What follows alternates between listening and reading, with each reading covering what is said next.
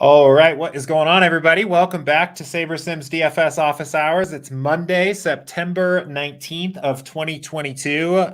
We are here at our new time slot, 5 p.m. Eastern, pushed it back a little bit. We've had people asking us for a while to do an office hour show a little bit later in the day. I know that old 12 o'clock Eastern time is a little bit early. Andrew is practically still drinking his coffee, or 2 o'clock Eastern, still drinking his coffee most of the time out there on the West Coast. So out here at the new time slot, this will be the new time going forward. I think it should be a little bit better. Hopefully more people can make it here. But Andrew, what's going on, man? How was your weekend? How was Sunday? How are things going? Oh, it was all right. Wasn't my best main slate. Did Yeah. okay in the night showdown. So looking forward to the 2-gamer today. Yes. We have another classic slate here tonight, another like NFL classic type, which is nice instead of just the Monday night showdown. So I'm looking forward to that as well. Hopefully we get some Gabe Davis news here in like the near future. It sounds like It was questionable, and then it was like pretty doubtful, and now it sounds like maybe legitimately questionable. So I don't really know what's going on there, but hopefully we get something in the inactive. Do the Eagles play first, or do the no? Titans Bills is first, which is nice. So we should have that news a little bit earlier. I think too, those games might like there actually should be a period of time where both of those games are on at the same time. Like it seems like, yeah, kind of staggered starts. So like 5:15 for, well, my time, 5:15, and then 6:30 for the next game. So like both games should be on for a little bit too. Gotcha. I was hoping for some early season late swap action, but it's all right. Yeah. No, anyway, let's go ahead. Let's start jumping in here, getting into things. We do have, of course, the weekly max challenge is the first order of events here today. If you guys haven't heard of this, if you're hearing this for the first time, so we do this every NFL season. We basically just give away a ton of free stuff. All you have to do is register to play, which is just completing a little short form for us. You need to wear the SaberSim avatar as your DraftKings logo, and then you need to max out the NFL Sunday mini max, the main slate mini max every week. And by doing so, you get the opportunity to win free tickets to the next week's tournament. You get the chance to win free stuff if you are the highest scoring player in the contest that week. If you take the contest down, if you bank it, which happened twice last year as a part of this challenge, you get all kinds of cool stuff. You get this cool championship belt. And then just for participating for the whole season, for 10 weeks of 18 or for 18 weeks of 18, you'll get guaranteed prizes at the end. So more information, you can read all about it for yourself here on this page, which is now in the YouTube chat. But week 2 is complete. So we have 2 things to do here. First, the top finisher from this week with a pretty impressive score, if I can say so myself here, let me pull it up here again, 247.36. It was good for 45th in the main, the big mini max of this past week was Jordan Vigo. So congratulations, Jordan Vigo. Had a pretty nice looking Tua stack in there, as you guys can probably imagine. So for Jordan Vigo, a free month of SaberSim Advanced, a SaberSim t-shirt, and an entry to this end of season free roll that we run, which is pretty nice. It's a $5,000 prize pool, $1,000 to first prize.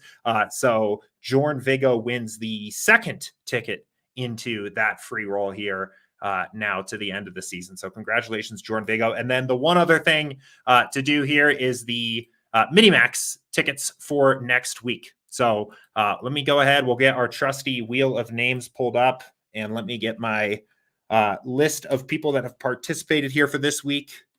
Hang on real quickly here. Okay. There we go. All right. So 134 this week. Dropped off a little bit. Don't forget to get into those mini maxes early, guys. Participate in this every single week, but we have 134 entrants here. One other quick note is in the Discord, I posted a link earlier today in the NFL channel that has a spreadsheet that will show you who has registered so far and who we have having participated for both week 1 and 2. So if you want to go see that, that is pinned in the NFL channel and Discord. But Andrew, we got one wheel spin to do here. You got anything for me? A one-liner, anything before I pull the lever on this? Maybe I'll put my hand up. as There I'm you go. doing a kickoff or something. There you go. That's perfect. All right. For free 150 tickets to next week's Mini Max, let's go ahead and get our spin in here.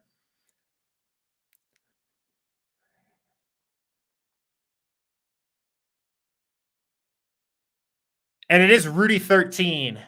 Congratulations, Rudy 13. So to Rudy and Jordan Vigo, our two winners this week here. We will get an email out to you guys by the end of the day tomorrow and get these prizes moving for you. We have a better situation here with DraftKings this year, so should be able to pretty reliably get those tickets out to everybody the same week that you win. So congratulations, Rudy 13 and Jordan Vigo this week. Everybody else, don't forget, remember to keep registering for that mini max every week. It's been filling super quick, so get your seats in early there, and we'll be back again for week 3 to do this again. So all right, congrats to the winners. Yeah, let's go ahead and jump in here. We had a couple questions here to get us started. One of these came in through support. And before we jump in, as always, especially for those of you that are watching or listening to this show for the first time, if you have questions for me and Andrew, just fire away at us in YouTube chat or in Discord. That's why we do this show live, is to answer live questions here. So go ahead and post your questions. I think a good one for us to get started with here today, given that we have 2 showdowns here tonight, is this question about NFL Showdown and specifically the sliders. So let me go ahead and get this one pulled up here. So yeah, this got emailed in from TV Jones. And here we go. Question says, I have a question regarding settings for NFL Showdown slates. When I select the contests, GPP single entry, setting for the correlation slider and ownership fade slider are at 0, and the sim precision is 10. Is this correct? When I select anything other than single entry, sliders adjust to different settings. Also, one of the videos you guys put out, I believe it says to move correlation to 3 and leave ownership at 0 and sim precision at 10. Can you explain this? So I actually think for our default settings for Showdown, the sliders are always actually 0, 0, 10, at least as far as I'm aware. I've never seen it otherwise. Yeah, it looks like if you get to like some really small contests here, sim precision comes down a little bit, but it should be 0, 0, and 10 for the most part for NFL Showdown. So that is correct. First of all, these are the correct sliders. What this is basically going to do is for every single lineup in your pool, we're going to pick a single game simulation from our tens of thousands of sims of the game and build the optimal lineup for that actual game outcome. And we do this 500 times. And what you're ultimately left with is this pool of lineups that are all basically these single game simulations. And that's basically what we're trying to do in NFL Showdown, right? We're trying to take a single game of football, figure out what are the full range of outcomes of this game, figure out what are the DFS lineups associated with those outcomes, and then enter those lineups into our contests. The main reason why the correlation slider is 0 is because the correlation is naturally accounted for in the sims, right? Because it's a play-by-play sim, if you get Josh Allen at your captain position, it's likely that you're picking from a sim where obviously Josh Allen had a big game, but some of his pass catchers are also probably going to have a big game and are generally just going to show up in the flex spots naturally alongside that. So you don't need that extra added correlative factor in your build, because in a single game of football, in a single play-by-play game script of football, you get that showing up naturally. The ownership fade slider is a little bit more of an interesting case here. The reason, again, it is at 0 on average is just because we don't want to necessarily disrupt those perfect single sim optimals with our lineup construction. I think there is an argument to potentially think about increasing this here. Andrew, I mean, I'll kick this one over to you. What are your thoughts on, like, especially for a really large field NFL Showdown? Do you ever mess with the ownership fade slider? What are your thoughts here with the way that the sliders come together? So as far as what I do is I leave it at 0, 0, 10, except for the milli or the large flagship for the night. So if I were to play Showdown, I don't think they have one tonight because it's a 2-gamer, but if they had the Monday night $1 million to first Showdown, I'll usually increase it just to 1, maybe 2. Okay. But I'll never go to 3 or above typically. Gotcha. Yeah, and I think that's totally fine. I've talked about that here on stream a little bit before, that turning up that ownership fade slider can be a good tool, especially in really large field stuff, where it's still to your benefit to get away from the field. I also think, another thing you can do is, and the way that I generally end up doing my showdown lineups is, that this pool of 500 lineups, every lineup in this pool is an optimal for a game script, right? There's a game script that backs up every single lineup. So you can kind of start taking stands against ownership and know that no matter what, you'll end up playing a pool of 20 that are all at least optimal for one single script. So what I'll typically do is, instead of turning the ownership fade slider up, I'll just take stands against ownership after I've run the build. So I might do something like just fading Josh Allen captain, because I know I'm not just eliminating Josh Allen from the captain spot and just like hoping for the best. What I'm actually doing is saying, give me the best 20 lineups in this pool of 500 where Josh Allen isn't the optimal captain in that game sim. And it's going to give you kind of more of a natural, it's going to give you lineups that are a little bit better built around that particular script occurring, rather than just saying, you can't, like telling the builder you can't use Josh Allen at the captain spot. I'll also do a few things with the way that my lineups are actually constructed. A lot of times what I like to do is to play like a script that I don't think is going to be as popular. So maybe I'll fade the idea that the Bills kind of win this game by a lot, even though they're pretty heavily favored, and target more of an outcome where it's a little bit more of an even game, or maybe even one that like the Titans actually end up outperforming expectations, and my lineups are a little bit more built with like overweight Titans lineups. So, but yes, I do like your approach of targeting fading ownership from your pool. Yeah, I think that's a good approach overall. I might have to try that myself. I would say if you're going to do that, you have to be willing to get all the way to the bottom of your pool sometimes, and that's okay. For sure. And I think then also even building a bigger pool can be helpful there as well, which is something that I like to do. I build 1,500 instead of the 500 just because I know I'm going to be eliminating a lot of lineups. But yeah, the main reason why is the main reason why, because the question is kind of written like, why is this the case? The sliders are 0, 0, 10 for these NFL showdowns, just because we want to make sure that people by default are starting with a pool of lineups where every lineup in the pool is an optimal for a game sim that we have. And once you start adding in some of those other factors pre-build, that can disrupt that potentially. I would more recommend doing what Andrew said and increasing the ownership fade slider a bit if you're playing the really large field stuff, and leave the correlation slider alone here, than adjusting the correlation slider, just because that correlation is naturally accounted for in the sims. So right, and also leaving the correlation neutral can allow you to get some builds where you have negative correlations in your lineup, which is a good thing in showdown and can reduce duplications.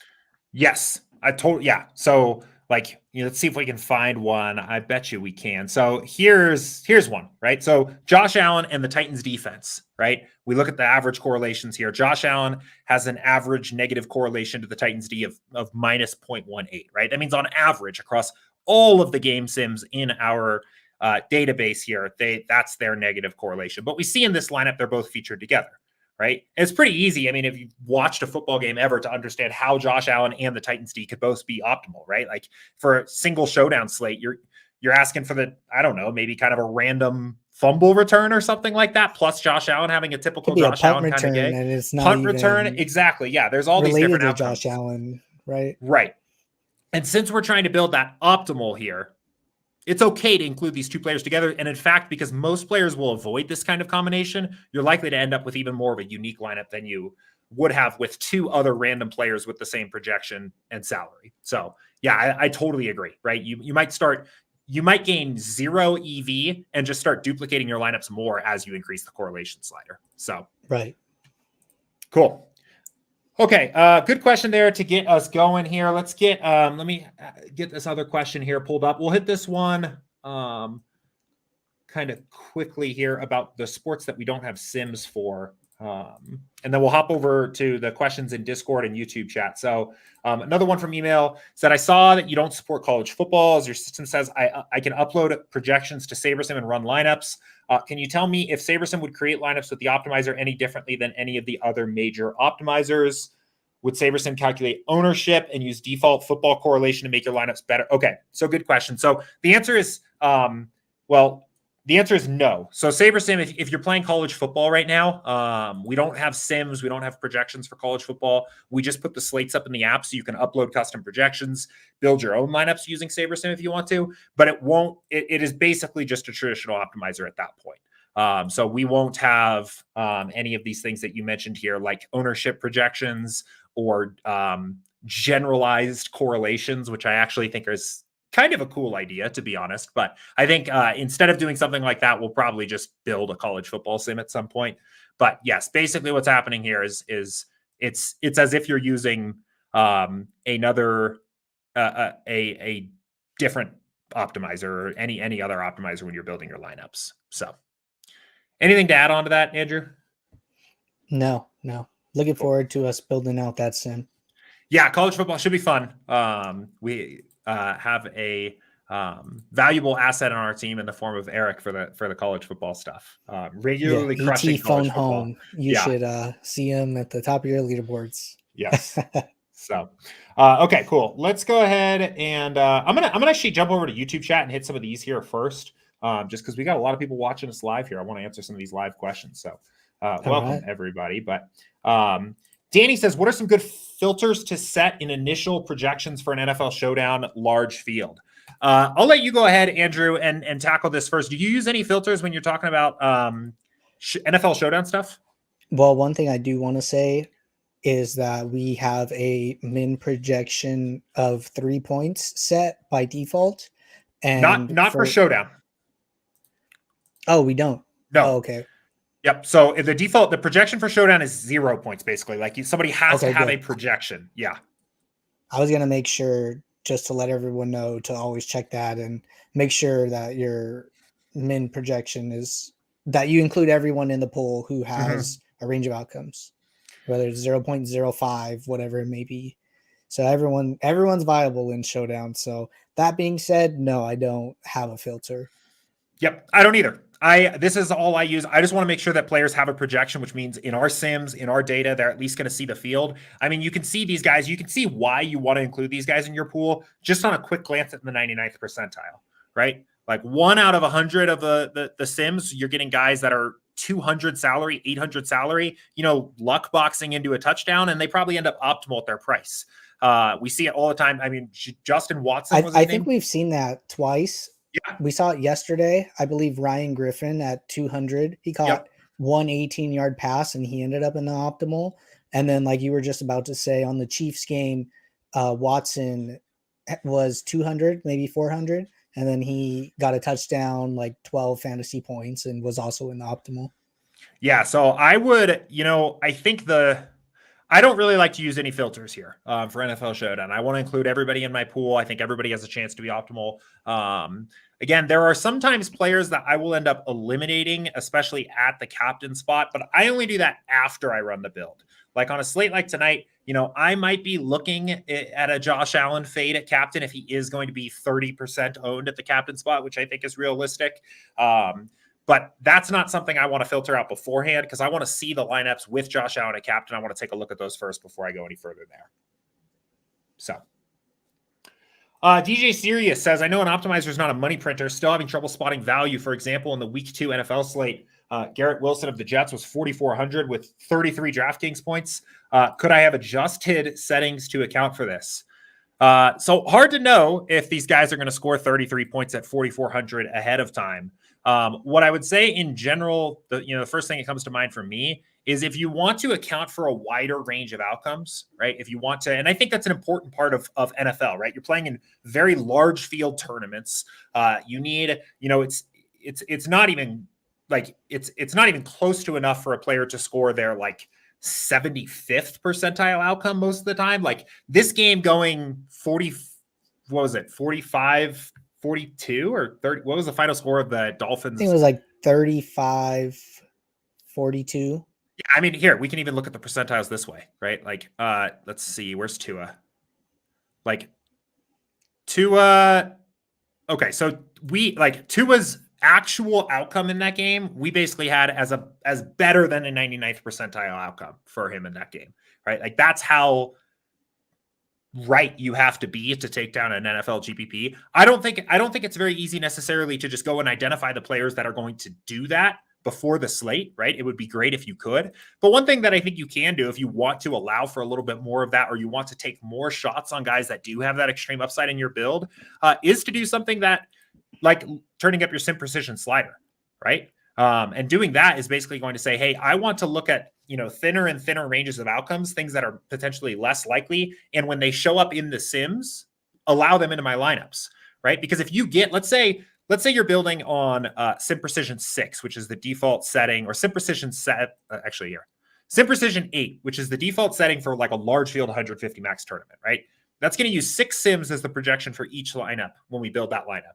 And you might have the Garrett Wilson scores 33 points in that bucket, but it's combined with 5 other simulations where he's probably not scoring that much. So you might get him in your lineup. You might not if somebody with a higher average projection does better in that sim bucket. As this gets higher, right, average projection of 3 sims per lineup, you're almost certainly going to be getting Garrett Wilson when he has the random 33-point game in the sims. Now, he's not going to do that every time. So you're taking on more risk there as well. But I think the easiest thing that I would think is if you want to encourage kind of a little bit more upside in your lineups and understand that you're taking on a little bit more risk, that's probably the first place I would go. But Andrew, what are your thoughts? No, I think that's a great approach. And I think that it is a risk tolerance question. And you have to go in there knowing that this might lead to higher ROI days. This might lead to higher negative ROI days. And if you're okay with that, I think that's a great approach, especially for trying to answer this specific question of how do you get there? I think that is how you get there. Yeah. And I mean, you can come here and just remember, like on here, I have a filter set a little too high there. So I had Garrett Wilson filtered out almost here with my builds, but I was going to pull him up. So like what you should remember then and realize with that is like you are also letting, like, there's no way to know that Garrett Wilson was going to be the guy that did that compared to any of the other guys around him in a similar projection beforehand. So you're not just necessarily turning up the sim precision slider is not like a skeleton key to finding all the high upside plays. That is going to let more of all of these different players that have high upside back into your lineups. So it's going to allow for more volatility, more diversity, more upside. But that's why there's more risk, because along with getting the more Garrett Wilsons, you're going to be getting some of these other guys here as well. And some of these guys had good games, some of them didn't, right? So that's an important part to remember as well. But I'd say It makes sense for the more lineups you build. Like if you're building a 150 set, I would be more inclined to do that than if I'm building for like a 20 max. Yeah, I agree. I think, that as the size of the contest gets larger, and also when you have more lineups in play, the more you can take some shots on some like lower average projection, higher upside plays like that. So, right. But cool. Cameron said, for a 2-game slate, should I use sim precision 10 on a 50 entry max limit with 10 to 50,000 entrants, or bring it down to 9 since it's in between 20 and 150 max entries, but closer to 20? I would say, I think 50 max, that sounds kind of FanDuel-y to me. So let's go ahead and look over there. I mean, my gut is I would probably trust the default sliders. We actually just recently updated these. So I guess since you're between the question is, since you're between 20 and 150, what should you use? So let's see here. So 20, 150. Yeah, personally. I think that's fine. I would say, in general, on a slate like this isn't going to make a huge difference. The difference from 9 to 10 on a 2-game slate when you're trying to take down a large field GPP. I think I'm probably on board as well with you there. That I like the 1 sim optimals here that we're using for the projections. I just feel like a 2-game slate plays closer to a showdown than it does to a real classic slate. The optimal might take it down tonight and probably will. Yeah, I think, I'd be interested to just even see some actual data on that. Like how often, I know we don't get 2-game slates that often, especially ones where it's like the main slate with the fully featured contests, but I'd actually be curious, like what, even just historically, how often an optimal does end up winning large field GPPs for a 2-game slate. Cause I feel like it's less, I don't know. I feel like it might be less frequent than we'd intuitively think. There's just all these like random guys down here that, like one big play and like from, I don't know, Jake Kumaro or Khalil Shakir or something like that. And then all of a sudden, then your pool of actual lineups in the contest that have that guy are so much smaller. Like, I don't know. I'd be curious on some data there, but I could be totally wrong. But I'd yeah. say, just looking at this question again, they're playing a 50 max entry limit. I don't know what the buy-in is or what the size is, but I think my mind goes straight to 150 max flagship tournaments. And for a 50 max, sounds like probably not as large of a field. There's nothing wrong with building it Sim Precision 9. Yeah. Either way, this isn't going to kill you. This isn't going to make or break you one way or the other. Right. So, cool. Okay, let's go ahead here. I want to get caught up on Discord and jump over there. So let's hop over to the Discord chat here.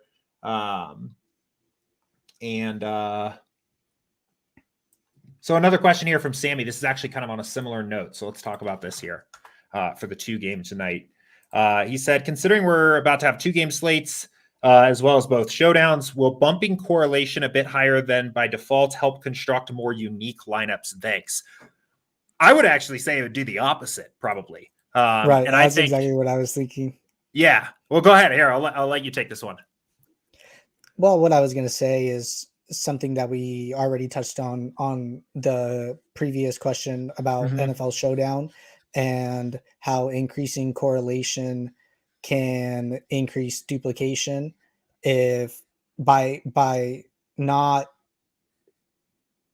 including more negative correlations, which lead to those less likely to be duped lineups. Yeah, I totally agree. I mean, I think having correlation too high or setting like stack rules to try to get just like really pretty looking lineups is a trap tonight. I think a lot of people are going to do that. I think that's going to make lineups like you're going to have probably like even the major correlations. Like I think Josh Allen is likely to be paired with Stephon Diggs in lineups tonight more than those 2 players combined chance of being optimal, just because that's what feels good, right? That's what like looks good and feels good when you're building lineups. But it is kind of like a hybrid classic NFL slate with a showdown slate tonight where, we need to think about all the things that we normally do on a classic slate, like correlation and ranges of outcomes and ownership and stuff like that. But also I'm probably going to be a little bit concerned with dupes tonight. Like it's probably something that I want to just be at least aware of, even if it's not super likely that somebody's going to dupe you in a 2 game slate where you're picking 8 or 9 players. I think it's at least something to be concerned with. So I think getting unique tonight is important, and I would probably avoid turning up that correlation slider. So, but good question there. And I think that's how we feel as SaberSim in general, only being at 1 correlation. Exactly. That's where the default is. Exactly. And what we're talking about is what the builder's already in agreement with. Right. Yeah. So I would probably leave it where it is there. So I actually even think, when it comes down to the way I'm actually going to end up building my lineups tonight, I might turn it off. Personally, I was experimenting earlier and we'll see what I end up actually doing, but I was actually experimenting earlier with treating this very much like one of my showdown contests where I am turning off correlation and turning off ownership fade, and then basically looking at single slate optimals here, and then just being super aggressive with the way I handle ownership after the build. So like taking some stands on a couple guys that I think are going to be really popular or things like that. Not necessarily saying that I still got to fine tune my lineups, get everything dialed in. I might end up bringing that ownership fade slider back up before lock, if that's what I want to do. But it's very NFL Showdown-esque tonight, I think.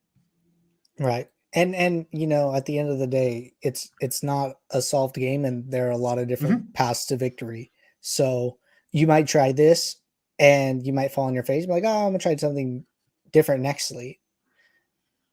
So, absolutely, yeah. No hard and fast rules. It's a good practice. I think the 2 game slate we have here tonight is a good little practice for the Thanksgiving Day slate, which always comes up faster than I expect. But every year it seems like you get to Thanksgiving and it's like, oh, I've been playing 9, 10, 11, 12 game NFL slates all year. And now you have this weird 3-game slate in front of you. And like figuring out how to adjust your strategy for the 3-game slate is a little bit different. So, right. And then I think just as a note of caution, I would treat your bankroll allocation for this slate closer to a showdown than closer to a main slate. So I'm going to be closer to the bottom 2.5% of the range than closer to the 5%. Agreed. Yeah. Real quick, Patrick said, so you're saying to build cash lineups for the classic? Definitely not. I was saying that I might experiment with some builds at 0-0-10, which are basically the single sim optimals. Cash would be 0-0-0, which I probably wouldn't build for my actual lineups. But it does bring me to a good question here, asked from someone in Discord here that said, would it make sense to run a 0-0-0 build? So again, that would just be average projection optimals, right? Not single sim optimals, average projection optimals. And simply to find out what other optimizer users are getting for their main builds. Is there an edge to doing that? Or am I reaching too far here? I think this is a great idea. I think it's a good idea of a way to get an idea of what is the field likely to do. What are, we talked about this last week where I said you could get some value out of doing this in a sport like baseball just by setting a 5-stack rule and saying build at 0-0-0. Which will essentially mimic somebody that's using like Fantasy Cruncher or something like that, going in there, using an average set of projections, setting a basic stack rule and ripping it. Ultimately, like we're trying to beat other players that are also playing DFS to win at this game. So if you can come up with a way that kind of approximates even in part what that other people's process looks like to ultimately exploit that, I think that's a great idea. What are your thoughts?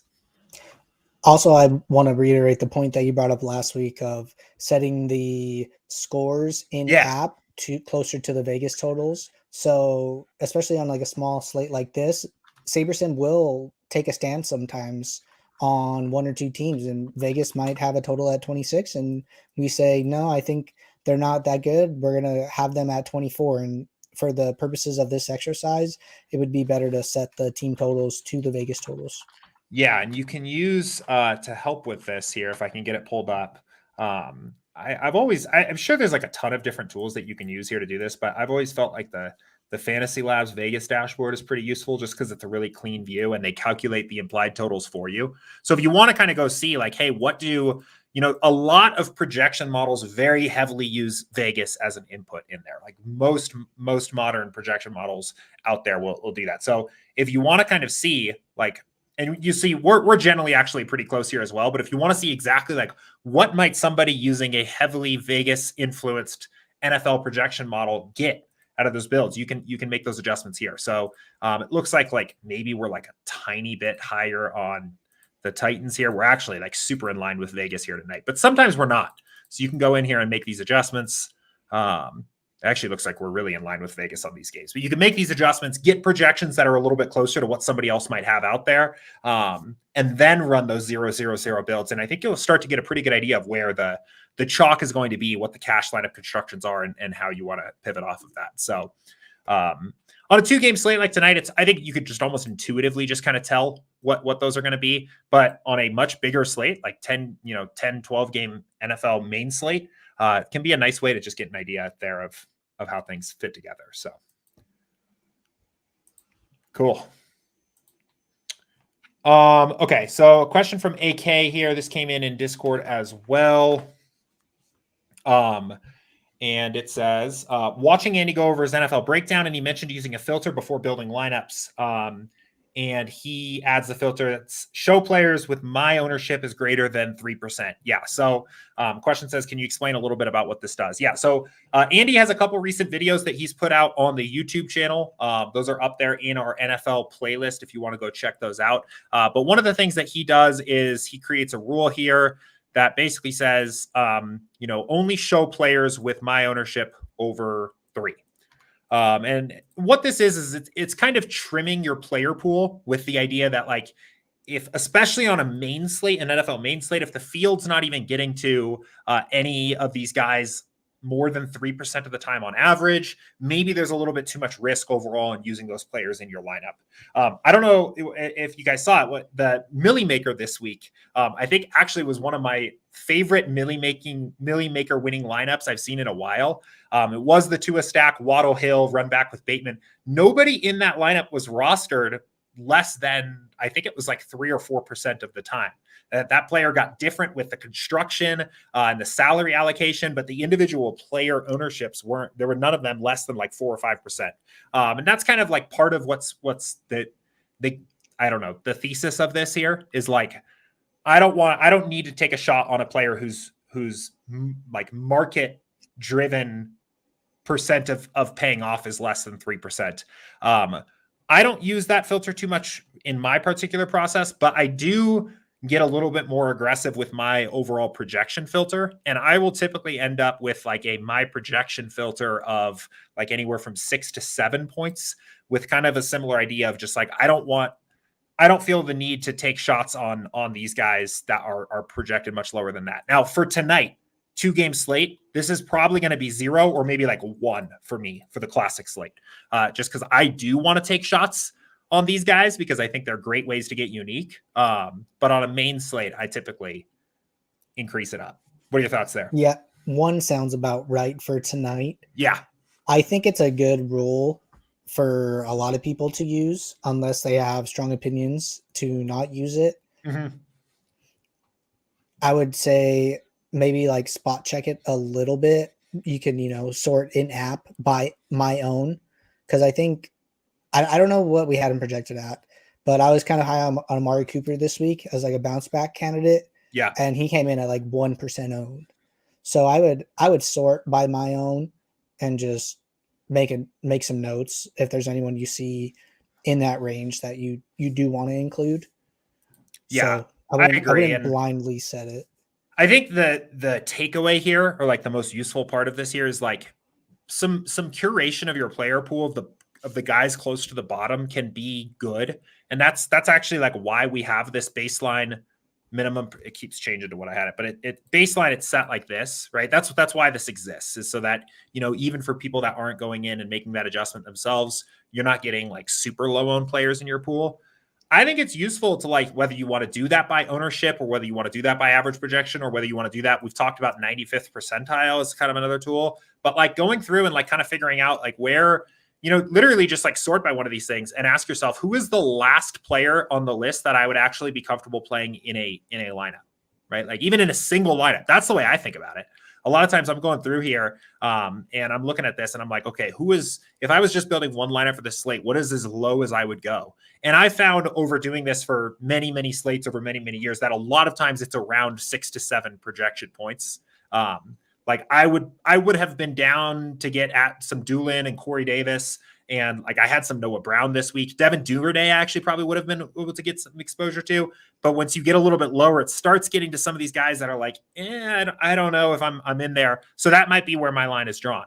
And you could do that. Again, you could do that with ownership, right? If you want to, or you could do that with percentiles or any of these other tools. But I think a little bit of player pool curation can go a long way sometimes with this kind of stuff. Yeah, I think what we're talking about is like Andy does it with ownership. You do it projected points. I like to do it with percentiles, but we're all trying to do the same thing. Exactly. Player pool curation. So I think you put that great. Exactly. Yeah.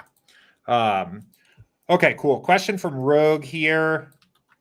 We'll hop back over to YouTube chat here in just a minute, guys. So be patient with us. We're working through the Discord messages now.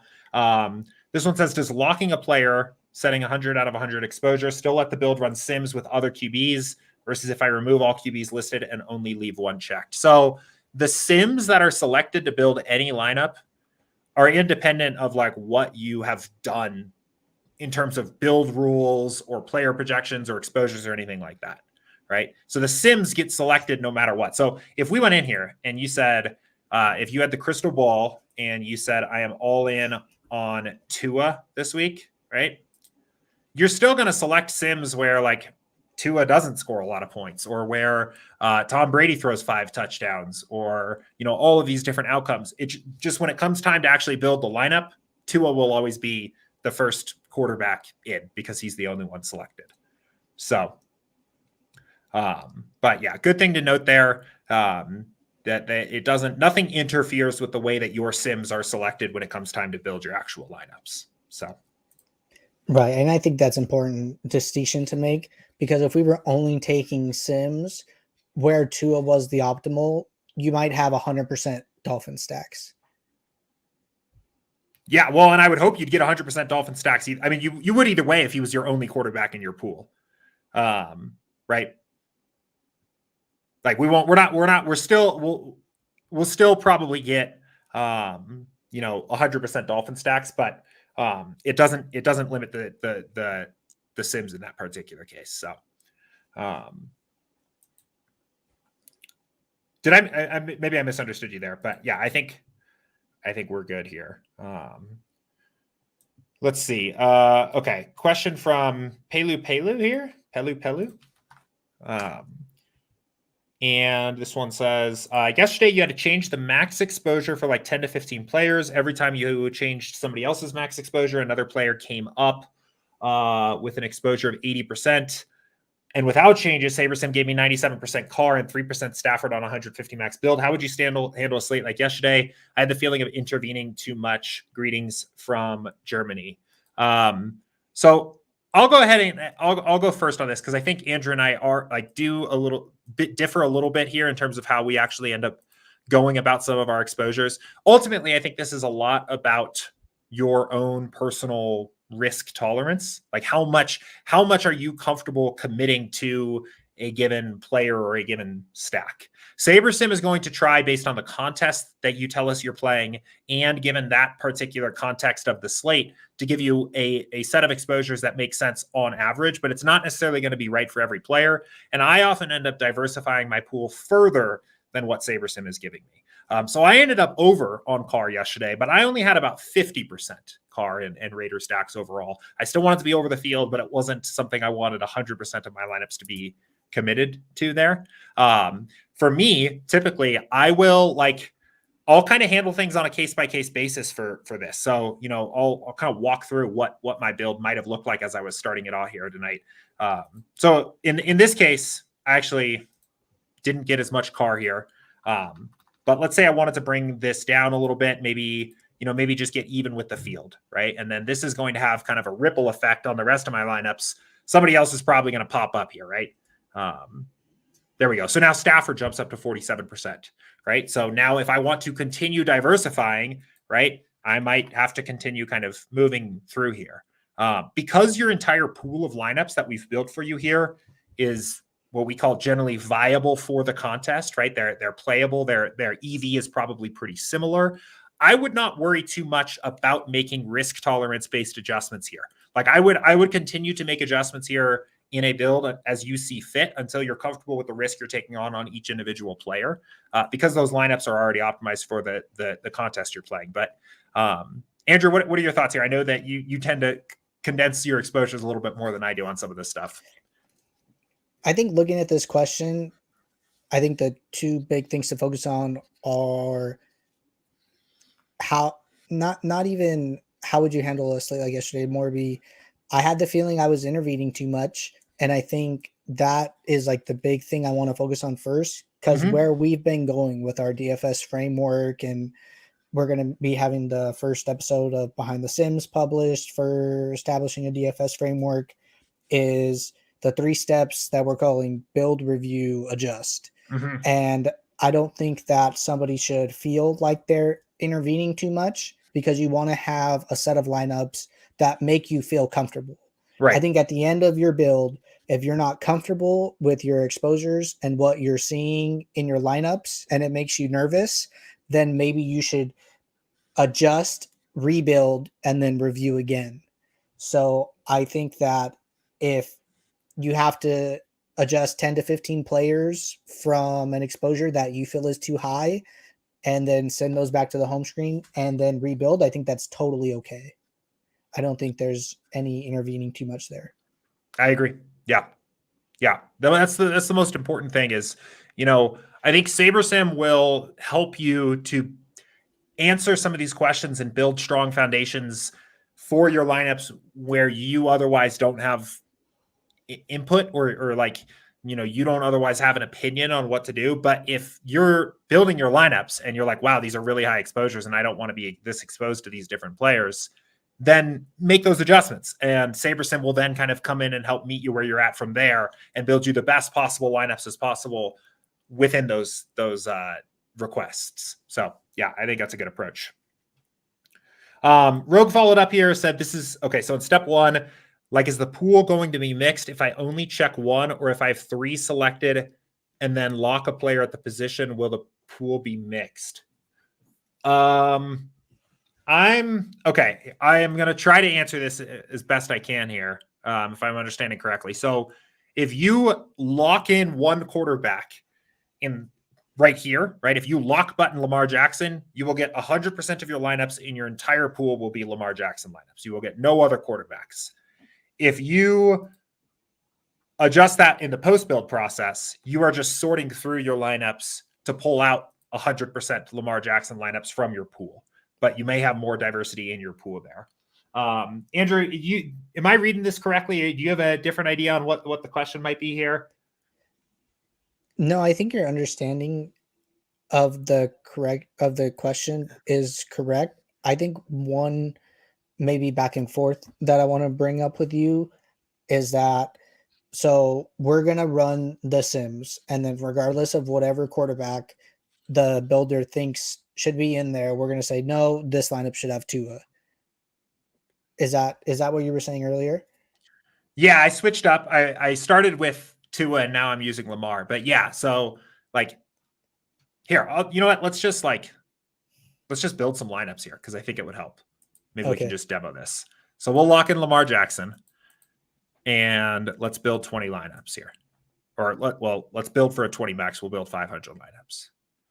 So this is going to build the same way as any other build on SaberSim, right? So, I mean, this analyzing simulations here literally means that we're basically selecting all the sims that we're going to use for this lineup, right?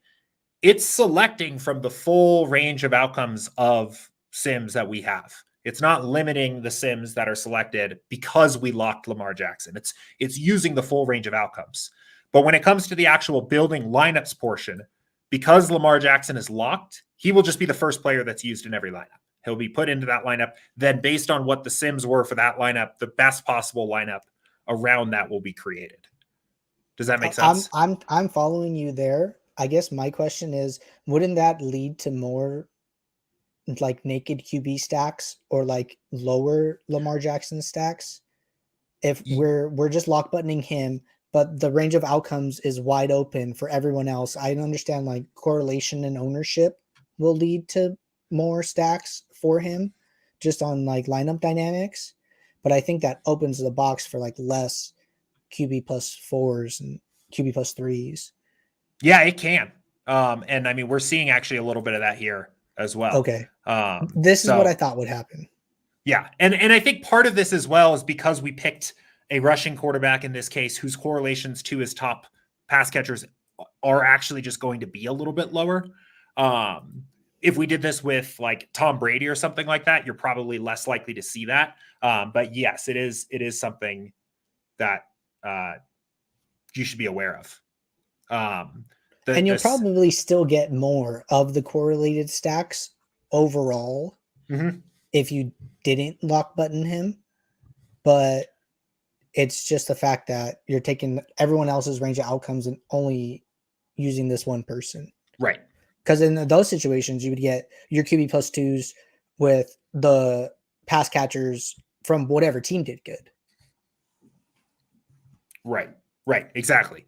Yeah.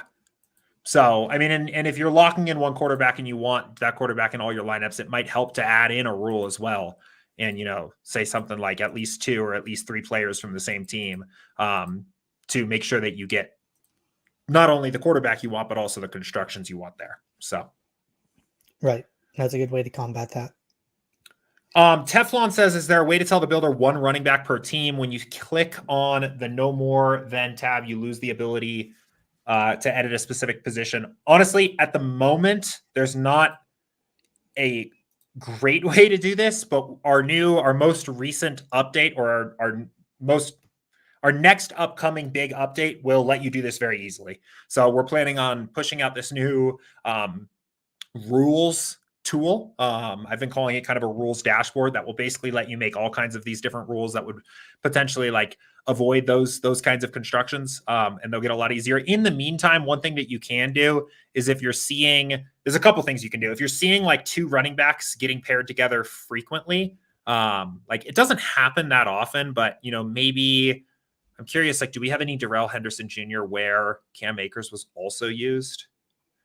Probably not, right? I didn't see many 2 RBs stacks in my constructions this weekend. Yeah. Either way, I can't think of a team. One thing you can do, let's just like pretend that in this case, here, let's just pretend Kenyon Drake is Cam Akers here, and you want to avoid Darrell Henderson and Cam Akers together. You can like filter on both of these guys together and then just trash all of the lineups that include both of them. So remove filter lineups, and that will just eliminate all of those lineups from your entire pool. And then you can fill these guys back in.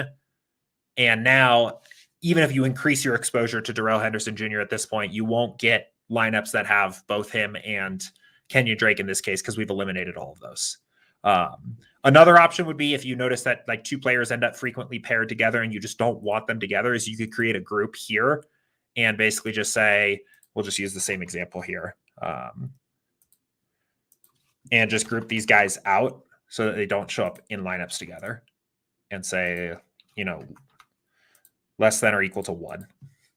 So you could group that. Yeah. So Teflon said, yeah, it tends to happen on shorter slates like tonight. I'm seeing it heavy. Yeah. On a slate like tonight, I think it could happen a little more often. But that would be the easiest way to do that. So. And as a teaser, the rules dashboard is going to make it so much easier.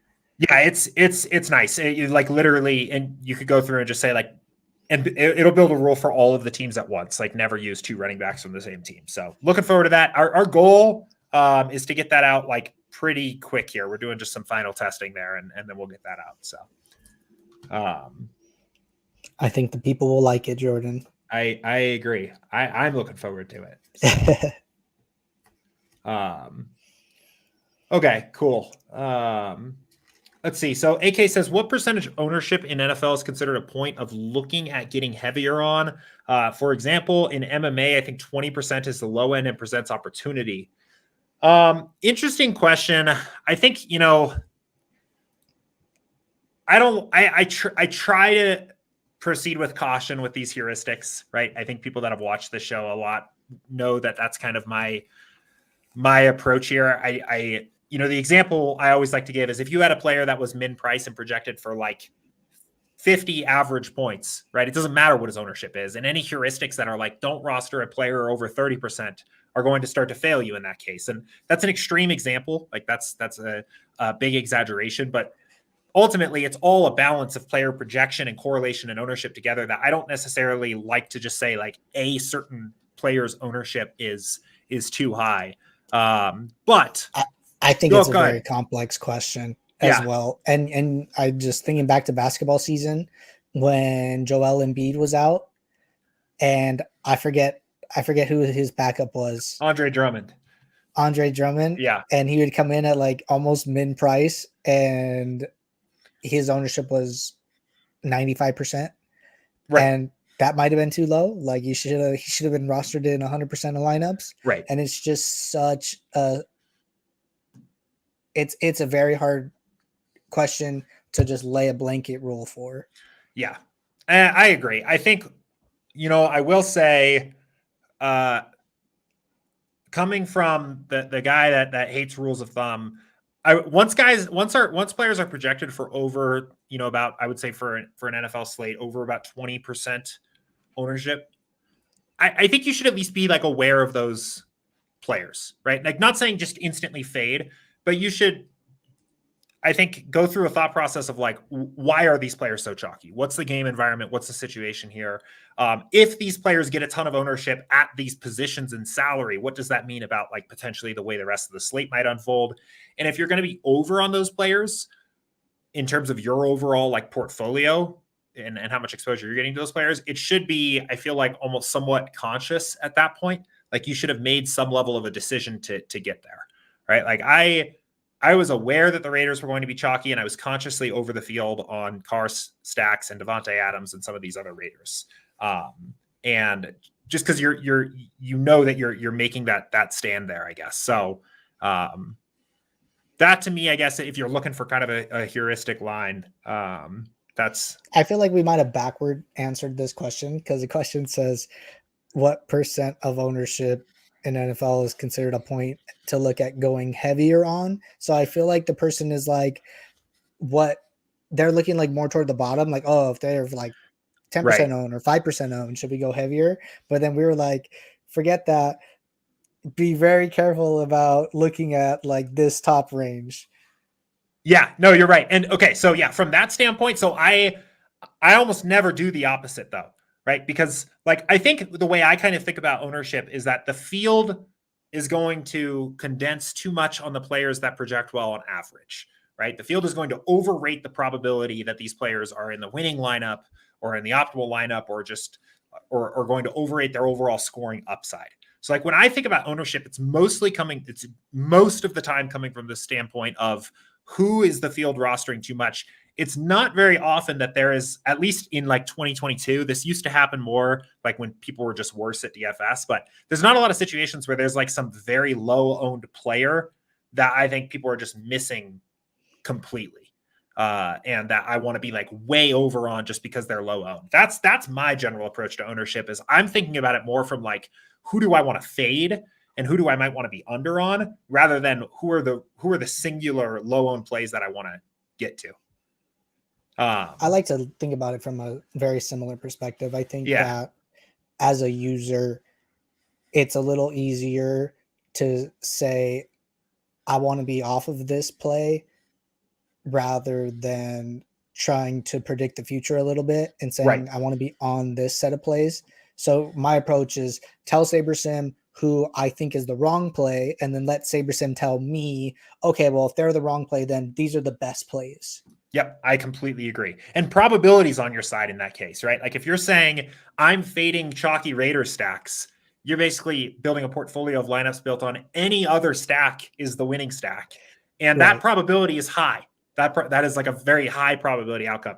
If you're looking at this and saying, I'm all in on Colts because nobody's playing the Colts, even if you're right from a leverage standpoint, you're still banking on a very thin outcome there, because you're saying like, I'm picking one team and that's my like target, as opposed to eliminating one team and letting your portfolio unfold from there. So yeah, I think we're in agreement there, but okay, cool. Let's see. Getting caught up here. Patrick says, when we get a check mark next to team name, I think that's in our backlog to add. Frankly, like probably not something that we're with the rules update we want to get out and some of the other things we're working on. I know it's kind of a small change, but just not something that's like super high priority there for us at the moment. Again, I would just stay tuned into the NFL lineup alerts channel in Discord. You know, if you've been building your lineups on Sunday with us here for the first 2 weeks of the season, it's pretty easy to know when the final sims have run and you can get started. It's always about an hour before lock. And then you can roll from there. So, all right, let's see here. I see someone said in the chat that Gabe Davis is indeed inactive. Oh, nice. Okay, cool. Well, that simplifies things here. Thank you, Patrick. Yeah. That's definitely simplifies things. All right. So Eagles here said, how do I know that I'm under 5 duplicates in Showdown? By the way, thanks, SaberSim team. I banked 2 Showdowns yesterday. Well, first of all, congratulations. I did not. I had a terrible day playing Showdowns yesterday, but congrats. Knowing how duplicated your lineups are is pretty tough. It's not an exact science. I think there are a couple things that I like to use. But I've talked about that before on some of these streams. Andrew, I haven't really heard your stance on how you navigate getting unique, avoiding duplicates in NFL Showdown. What are some of the things that you like to do? Well, I think first, to just answer the question, I don't think there's a. I mean, obviously you can't know beforehand because you don't know what other people's lineups are. But in order to check, I use Results DB, the free Roto Grinders tool, to go back and Oh look yeah, at how many dupes I had. So I think that's a great way to do your process, build what you think is a good set of lineups, and then wait for the contest to start, wait for the data to be pulled in, and then use their free tool to actually see how many times each lineup you built was duplicated and see how many under fives, under tens you had, and or how many were duplicated like over 50. And then that'll kind of tell you, was I thinking about my avoiding dupes the right way, or do I need to switch up my thinking? absolutely. Yeah, and I may have misread this here in terms of like figuring out how duplicated you are after lock or like trying to get unique before lock. I actually didn't know that results DB would tell you how many dupes, how many times you were duped for free. So that's pretty nice Yep. to know there. So what about before lock? So I mean, obviously, we're all trying to avoid duplicating lineups where possible. What does your process look like for trying to get unique on a showdown slate? I'll be honest, I'm still refining it. I Mm-hmm. find that I have more dupes than I would like. Yeah. What I do is I will use that tool, since it's free, to look at other um, very good players such as like Giant Squid, such as OC DOBV Kurt in our Mm-hmm. community, and I noticed that they're pretty good at getting unique. I'll check out Shady Advice sometimes, and Yeah. so just try to get a feel for how other people in the community are playing those contests. Gotcha. Yeah. No, I think that makes sense. And sometimes people ask on office hours here, like, what are some ways to review what other sharp players are doing? And one thing I always recommend is to go in with some purpose and like to go say, I want to go look and see what are these guys doing to get unique and how consistently can they get unique lineups or low duplicated lineups. So I think that's a great idea. There's a couple little things that I do. I think there's kind of a spectrum of how complex you want to get here, or how involved you want to get. I mean, a very basic thing you can do that I think does at least push you in the directionally correct direction here is to reduce your max salary, right? That's why this is 49.9 to begin with for NFL Showdown, just to avoid some of those lineups at the top max salary. The main idea here is that both people building by hand and using traditional optimizers are going to overvalue max salary or very close to max salary builds when it comes to coming up with an optimal lineup for an NFL game. So I think even reducing this to 49.5 will probably just on average lead to you having less average duplication in your lineups. From there, I found that, a very consistent way of just getting lineups that are less duplicated than you would expect is to just play a different angle of the game. I think people just way of a wide variety of like using different tools and different skill sets just way overrate the average expectation of a game in terms of what's actually going to happen. So saying, in a game like we have tonight, favoring builds that are a little bit more featured towards the Tennessee side, avoiding very highly owned captains, I think can be a very good idea. If I end up playing Josh Allen captain lineups tonight, I will be a very intentional, like I will be making sure that the rest of the lineup throughout has a very like contrarian approach. I actually kind of like the idea of, I could see like, why is this not updating here? Trying to see my lineups. I could see like Josh Allen captain plus 5 Titans being a construction I get to. I could also see Josh Allen plus like Titans defense in there as just a way to diversify that lineup.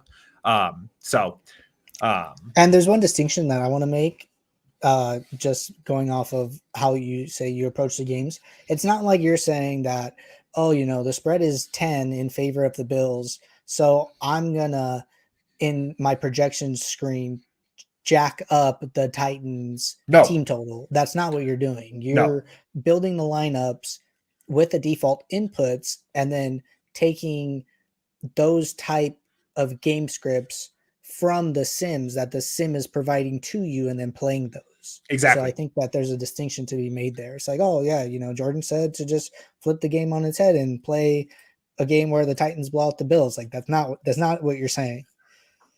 Yeah, no, definitely not. I'm saying, I want to play constructions that I think people are going to avoid. And the reason I think that's a really important point here, is the reason I know that I can do this and still be plus EV and still end up with good lineups is because I know that every lineup I'm playing comes from one of the game sims that we have for the game, right? I'm not just saying like must play 5 Titans lineups and like 5 Titans in a lineup and see what happens. I'm basically saying, hey, like SaberSim, what are the best versions of Titans 4 and 5 stacks can I play tonight?